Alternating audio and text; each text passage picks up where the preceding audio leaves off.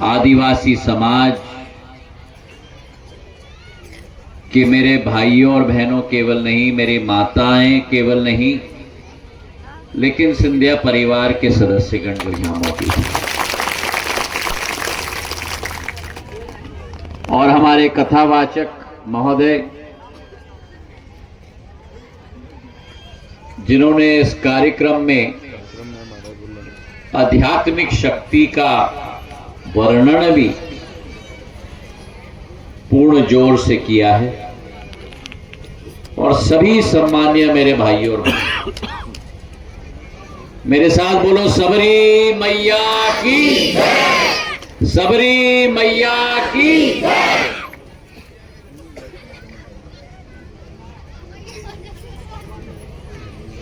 आज एक बहुत महत्वपूर्ण दिवस है, जहां एक तरफ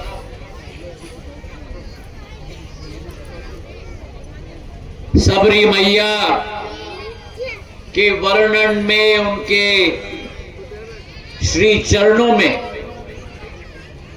प्रणाम करते हुए ये कथा का आयोजन घाटी गांव ब्लॉक के आरोन में आयोजित किया गया है, वही पूरे देश में और पूरे प्रदेश में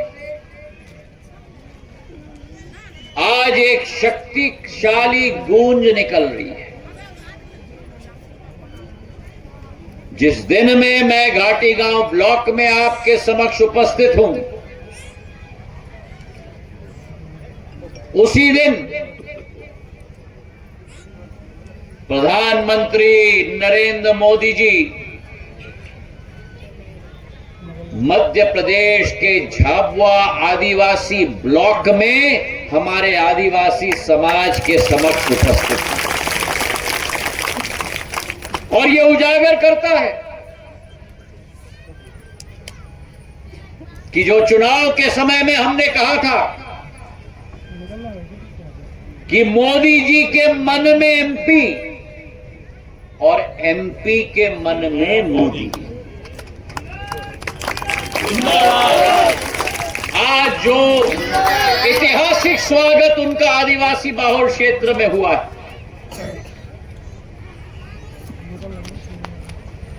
इस बात का प्रमाण है कि चाहे प्रधानमंत्री जी हो, चाहे भारतीय जनता पार्टी हो, हमारा संबंध, हमारा रिश्ता साफ साफ मेरे आदिवासी समाज के जन जन के विकास, प्रगति और दिल और खून का रिश्ता है मेरे भाइयों और बहनों।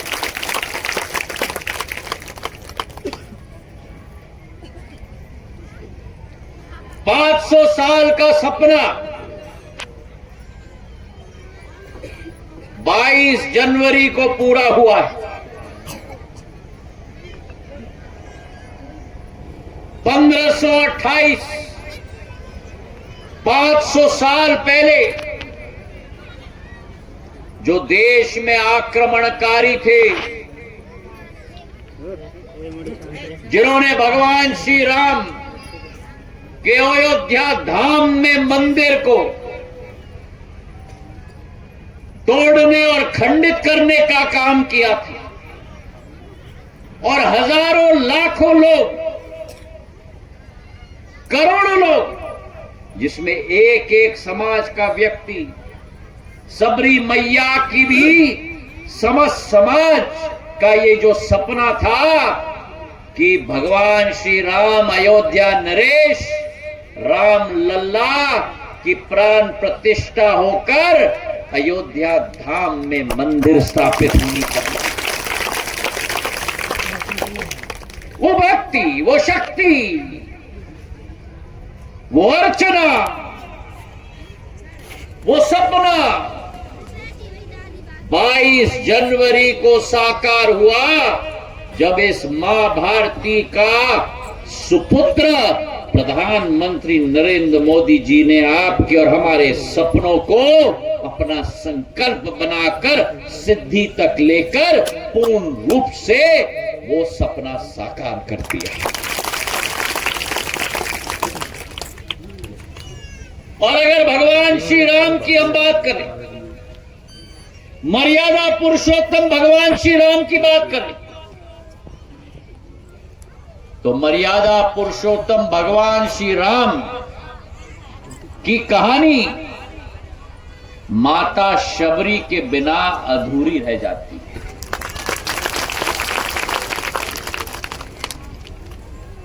राजकुमार राम को मर्यादा पुरुषोत्तम राम बनाने का कार्य माता शबरी ने, केवट ने, निषाद ने राम को प्रभु राम माता शबरी ने बनाया था।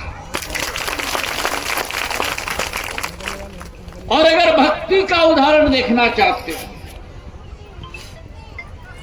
भक्ति की शक्ति का उदाहरण देखना चाहते हो, जिस तरीके से माता शबरी ने अपनी पूरी जिंदगी एक ही इच्छा से बिता दी कि भगवान श्री राम का दर्शन हो, अगर भक्ति का उदाहरण देता है तो माता शबरी का उदाहरण देखो मेरे भाइयों और बहनों।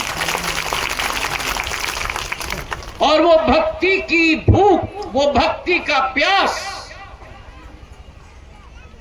उस दिन पूरी हुई जिस दिन भगवान श्री राम और उनके भाई लक्ष्मण माता शबरी के कुटीर पे पहुंचे। और जरा सोचो समझो कि माता शबरी के दिल कितना हर्ष और उल्लास के साथ पूर्ण रूप से उजागर हो गया जब भगवान श्री राम स्वयं उनके कुटीर में प्रकट होकर वहां उन्होंने माता शबरी को अपना दर्शन दिलवाया। और माता शबरी ने जब भगवान श्री राम आए तो जंगल, हमारे आदिवासी समाज की जो मान्यता, उनकी विचारधारा अगर देश में नहीं विश्व में है तो पहला हक जल जंगल और जमीन का संरक्षण अगर किसी ने किया तो हमारे आदिवासी समाज ने किया मेरे भाइयों। तो माता शबरी जंगल में जाकर बेर लेके आई भगवान श्री राम को खिलाने के लिए। लेकिन माता का दिल विराट होता है। माता शबरी ने कहा कि मैं अगर भगवान श्री राम और लक्ष्मण को बेर खिलाऊंगी तो सबसे मीठी बेर खिलाऊंगी। और इसलिए जंगल के पेड़ से तो तोड़ के लेके आ गई, लेकिन कैसे मालूम कि कौन सी बेर खट्टी होगी और कौन सी बेर। तो माता शबरी ने एक एक बेर को अपने मुंह में चख कर केवल जो बेर में मिठास थी वो अपने हाथों में लेकर भगवान श्री राम को अर्पण किया। और भगवान श्री राम ने इस भक्ति को देखकर एक एक बेर को अपने हाथों से स्वयं लेकर वो प्यार, वो भक्ति, वो तपस्या शबरी मैया की उन बेर को स्वयं ग्रहण किया। सबरी मैया की, सबरी मैया की। ये कहानी मेरे भाई और बहनों, ये केवल मेरे शहरी आदिवासियों के लिए नहीं है, ये भक्ति की कहानी है, ये तपस्या की कहानी है, ये प्रेम की कहानी है, ये अर्पण और दर्पण की कहानी है। ये कहानी इस दुनिया में एक एक मनुष्य पर लागू होनी चाहिए मेरे भाइयों और बहनों। मैं माता शबरी के चरणों में प्रणाम करता हूं। उनका आशीर्वाद केवल शहरी आदिवासी समाज पर नहीं लेकिन पूरे विश्व पे रहे, ये कामना सबरी मैया से मैं करता हूं। और आज सबरी मैया की जो भक्ति का विस्तारीकरण है, समर्पण का विस्तारीकरण है, आस्था का विस्तारीकरण है। आज जब हम भागवत कथा सुनते हैं, इनका वर्णन रामायण में है, इनका वर्णन रामचरित्र मानस में है, इनका वर्णन सुरसागर में है। सभी ग्रंथों में अगर किसी का वर्णन है तो मेरे सबरी मैया का वर्णन है मेरे भाइयों। प्रभु की सेवा अपने जीवन में कैसा करना चाहिए, ये सबरी माता से हम पर सीखते हैं। और हमारे आदिवासी समाज ने जब जब भारत की संस्कृति का विषय उठे, जब जब भारत की एकता और अखंडता का संरक्षण का विषय उठे, जब जब भारत माता की अखंडता को बनाए रखने का विषय उठे, अगर कोई उठा है तो मेरा आदिवासी समाज उठा है मेरे भाई और भगवान बिरसा मुंडा, जिन्होंने एक एक आक्रमणकारी के विरुद्ध लड़ाई लड़ी, सहस्त्रबुद्ध आंदोलन का नेतृत्व किया, आज इस देश के जन जन में बसे हुए हैं। और अगर किसी ने भगवान बिरसा मुंडा को प्राथमिकता दी तो वो केवल प्रधानमंत्री नरेंद्र मोदी और भारत जनता पार्टी ने दी, जो 15 नवंबर को जनजातीय गौरव दिवस का ऐलान पूरे देश में हो गया भगवान बिरसा मुंडा के नाम पर मेरे भाई और बहन। हमारे समाज के नेतृत्व ने भारत के इतिहास के हर सदी में अपना आशीर्वाद, अपनी बहादुरी का परचम लहराया है, चाहे समाज सेवा में हो, चाहे वीर गति प्राप्त करने की हो। नानाभाई खाट ने जो शिक्षा के क्षेत्र में अपना अमूल्य योगदान दिया है, आज भी वे पूर्ण रूप से चिरस्थायी बन चुके हैं और अमर बन चुके हैं मेरे भाई और बहनों। कालीबाई 12 साल की उम्र में राजस्थान के डूंगरपुर जिलों में विदेशी आक्रमणकर्ताओं के विरुद्ध लड़ाई लड़ते लड़ते मेरी कालीबाई ने वीर गति प्राप्त की। आदिवासी समाज के केवल पुरुषों की नहीं लेकिन वीरता की कहानी मेरे आदिवासी समाज की वीरांगना मेरी महिलाओं के भी है मेरे भाई और बहन।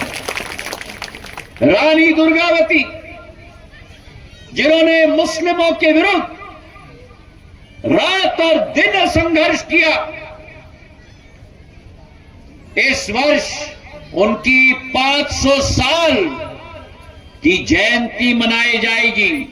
और प्रधानमंत्री नरेंद्र मोदी जी ने कहा है कि रानी दुर्गावती, हमारी गोंड रानी की जयंती 500 वर्ष की पूरे देश में मनाई जाएगी मेरे भाई और बहन। चाहे बेगड़े भील हो, जीवा महाद हो, कातिया भील हो, चाहे राणा पुंजा भील हो, अगर हल्दी घाटी में महाराणा प्रताप का साथ किसी ने दिया तो हमारे राणा पुंजा भील ने दिया मेरे भाई और बहनों। आदिवासी समाज की कहानी केवल जल, जंगल और जमीन तक सीमित नहीं है।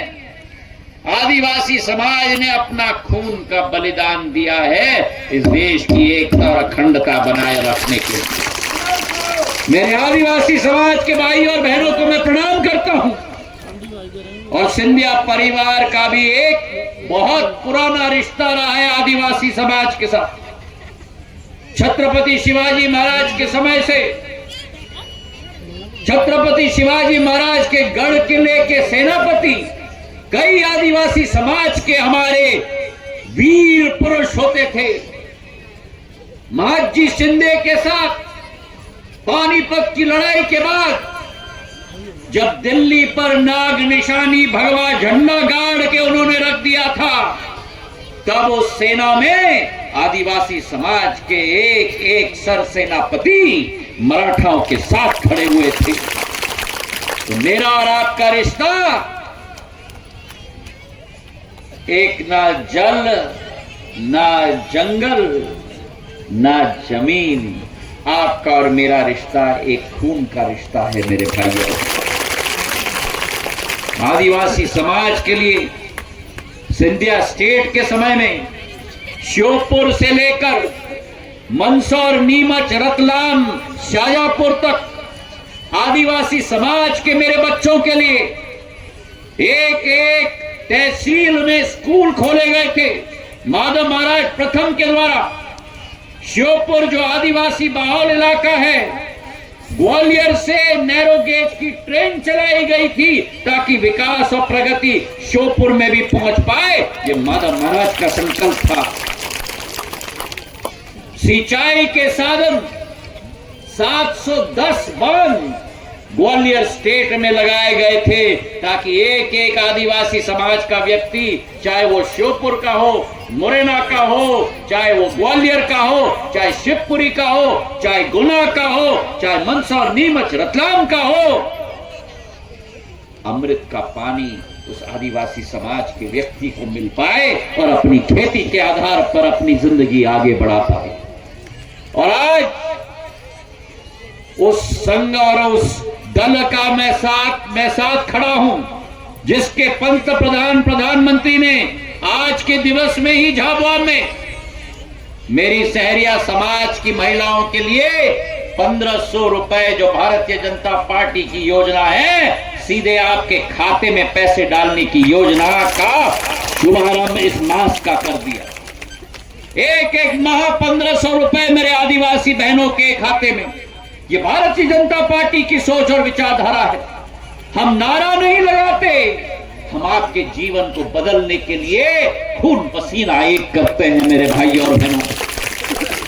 हम कांग्रेस की तुष्टिकरण की नीति नहीं अपनाते, हम आपके जीवन में संतुष्टिकरण लाने के लिए संकल्प के साथ जी जान एक करते हैं मेरे भाई और बहनों। मेरे एक एक आदिवासी समाज के व्यक्ति के लिए जन मन योजना शुरू की गई। उस कैबिनेट मीटिंग का सदस्य होने का सौभाग्य मुझे मिला जहां प्रधानमंत्री ने योजना लाई 24,000 करोड़ की। 12,000 गांव इस देश में, जहां एक एक गांव आदिवासी बाहुल गांव है, वहां एक एक गांव में हर किसान को किसान सम्मान निधि के साथ जोड़ा जाएगा। हर बेघर व्यक्ति को अपना आवास जन मन योजना के तहत दिया जाएगा। हर मेरी महिला जो यहाँ बैठी हुई है, जो पात्रता रखती है, उसे उज्ज्वला योजना के साथ जोड़ा जाएगा।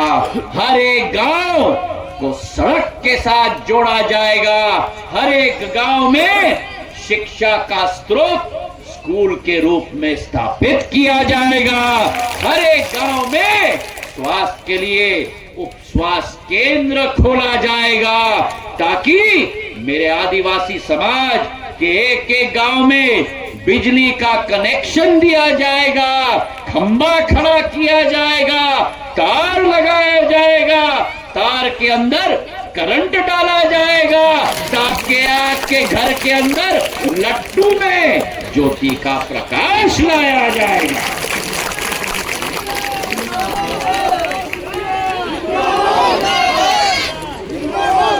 हमारे नेताजी जो बैठे हैं यहाँ, राजेंद्र सिंह जी को मैं कहना चाहता हूं, बड़े उत्साह है इनके मन में और मुझे बड़ी खुशी है इनसे मिलते हुए। पर जब शुरुआत की भाषण में राजेंद्र सिंह जी ने कहा मुझे तो नेताजी कहते हैं, राजेंद्र जिंदगी में कभी नेता मत बनना, जिंदगी में कभी नेता मत बनना, जिंदगी में सदैव सेवक बनना और सेवक ही रहना। मैं आपका नेता नहीं हूं, मैं आपका परिवार का सदस्य हूं, आपका बेटा हूं, आपका भाई हूं, आपके शहरिया आदिवासी समाज का एक शहरिया भाई हूं मेरे भाइयों। और आपके विकास के लिए, आपकी प्रगति के लिए मैं आपको विश्वास दिलाता हूं कि सिंधिया परिवार का मुखिया पिछले 250 वर्षों से आपके लिए संकल्पित रहा है और जब तक ये पृथ्वी रहेगी तब तक सिंधिया परिवार आपके साथ कंधे से कंधे मिलाकर रहेगा मेरे भाइयों। आज राजेंद्र जी ने, या मैं कहूं नेताजी ने, या मैं कहूं सेवक जी ने, कई मांगे मेरे सामने रखी। मुझे इस बात की बड़ी खुशी कि चाहे राजेंद्र हो, चाहे मनोज हो, रेणु हो, हमारे आदिवासी समाज का नई पीढ़ी के ज्योति के पुंज ज्योतिरादित्य के साथ खड़े। सही बोला कि नहीं? सही बोला तो अच्छे से ताली। और मैं विश्वास दिलाना चाहता हूं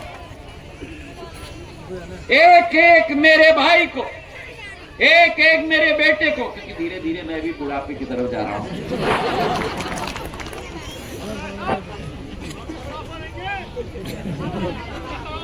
मैं विश्वास दिलाता हूं कि आपकी एक एक मांग पर अध्ययन केवल नहीं, लेकिन इसे साकार करने के लिए जो संभव हो, साकार करने के लिए मैं आपके साथ कंधे से कंधे मिलाकर कार्य करूंगा। और इसके पीछे कारण यह है कि जब तक मेरी आदिवासी समाज की महिलाएं, मेरे आदिवासी समाज के ये नौजवान अपने हाथों में देश का भविष्य नहीं लेंगे, तब तक भारत माता विश्व पटल पर नक्षत्र के रूप में उभर नहीं पाएगी। आपके हाथों में शक्ति प्रदान करना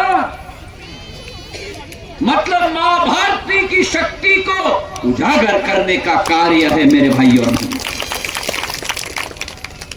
और नेताजी हैं तो राजनीति की तो बात करेंगे ही। मांग रखी कि विधानसभा 134 में से आरक्षित कर दीजिए। शहर आदिवासी श्योपुर से लेकर बमोरी तक है, रावगढ़ तक है। राजेंद्र केवल शहरिया नहीं है, भील है, भिलाला है, सैगा है, पटेलिया है, बारेला है। मेरा एक एक भाई और मेरी एक एक बहन है।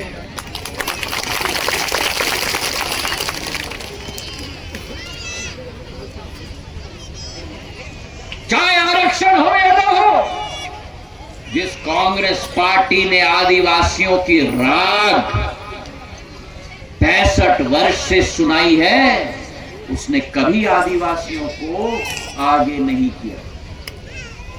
इस प्रदेश में उस कांग्रेस पार्टी में सूरजभान सोलंकी आदिवासी नेता मुख्यमंत्री बनने वाले थे, उनका पत्ता काट कर अर्जुन सिंह को मुख्यमंत्री बना दिया।